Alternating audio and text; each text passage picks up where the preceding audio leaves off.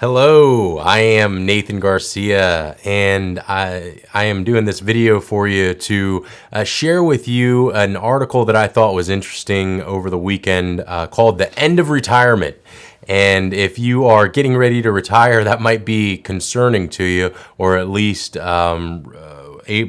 capable of getting a read, because many people don't think about retirement ending. But in this article, you actually learned a lot of great statistics about how retirement is changing, what it means to many people, and then how you need to be planning for your retirement as a result. So, hi, I'm Nathan Garcia. I am a certified financial planner and retirement planning specialist. And in this video, I want to share with you how retirement is changing and what you should be concerned about and planning for if you are retiring here in the future.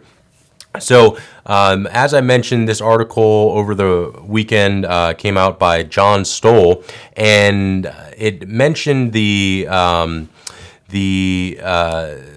how people are retiring later in life and why they're actually forced to retire. Now, they have a lot of good studies in here that are worth noting, but one of the biggest ones was that many people don't even plan on retiring anymore. In fact, according to a study by Transamerica, over half of people think that they'll retire beyond age 65, and about 13% of people don't plan on retiring at all. So I've heard this from different people at different stages. I actually worked with somebody previously who was over 85 years old, and they're still working to this day. So I know for a fact that older people are working in the workforce, but I've also had some clients who were laid off after the financial crisis and had a difficult time actually getting back to work and getting a job that would pay them what they were making prior to being laid off.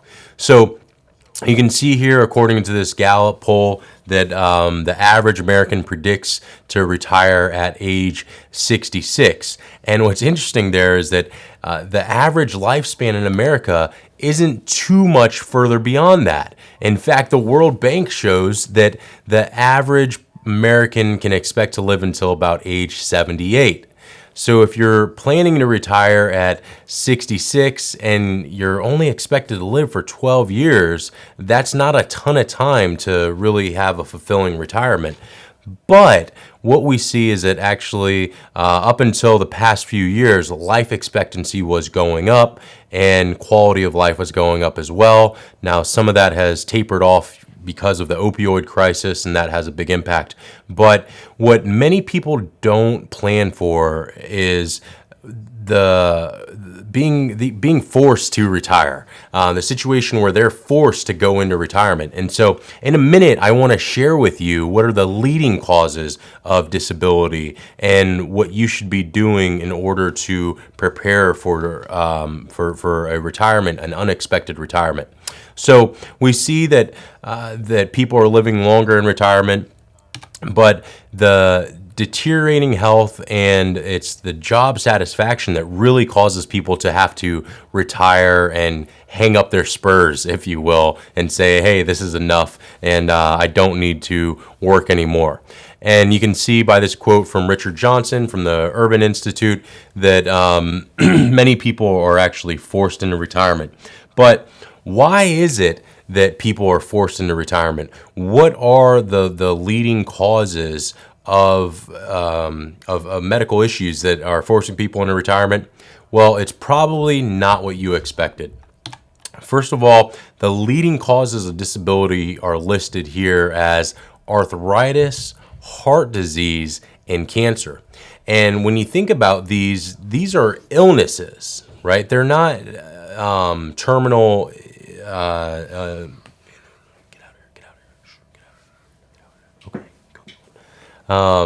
Sorry, that's my son coming in here during the live stream. That's kind of the challenge with doing these at home.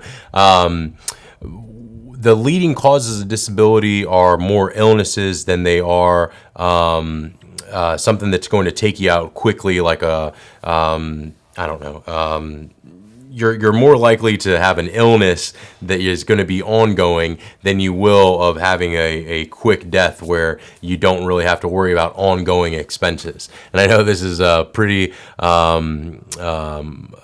sad to think about, down to think about, what have you, but this is the reality that you have to plan for, is having contingencies and having what ifs in your financial plan, so that if something happens, you have a pivot point, an audible that you can call in order to continue to maintain your lifestyle.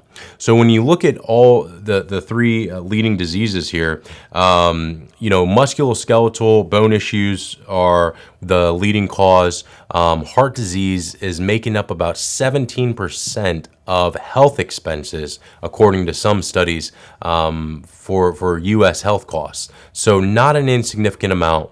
And then cancer, if you've seen anyone go through cancer or had to deal with it yourself, you know all that goes into that. And so what happens in those situations is that many people are able to work to some degree, but can't have the same productivity that they had prior to. And as a result of it, that loss of income really impacts their ability to maintain that job, and more importantly, to have a sound retirement plan. So what I learned from this video is that the end of retirement is really a change in how people are looking at retiring. There's belief that we've already have the first person who will live to 200 years old is living here among us. And you have to consider that as people live longer, they're going to work longer, they may need less in terms of of distributions from their retirement portfolio, but this should be changing the way that you plan for your retirement. And you don't have to look at too much further than the Secure Act that was passed by Congress last year that changed the way that you have to take out money from your retirement portfolio, the age at which you can continue to contribute to your portfolio, and then the period of time that you're required to take money out of any beneficiary IRA that you may have. So the change in retirement is really, it's been going on for a while now. It's only now that you're starting to hear about it a little bit more common in the media, but it's also coinciding with this wave of baby boomers who's really just starting to get going with retiring. So in tomorrow's video, what I want to do is share with you what you should be doing in order to plan a retirement that may start a little bit later or that may start abruptly. Based on what you saw in this video, that people are working longer, they're living longer, and they have to contend with issues like heart attack, musculoskeletal issues, and cancer, that you want to plan for a retirement that may be a little unpredictable. And so in tomorrow's video, what I'll do is share with you 3 tactics that you can use to help you plan for your retirement when you don't actually plan on, retiring at a specific age. So I hope that you found this video helpful. If you did, go ahead and leave me a thumbs up or subscribe on YouTube, and leave me a comment for any videos that you'd like to see. I appreciate you tuning in and look forward to seeing you tomorrow. Thanks a lot.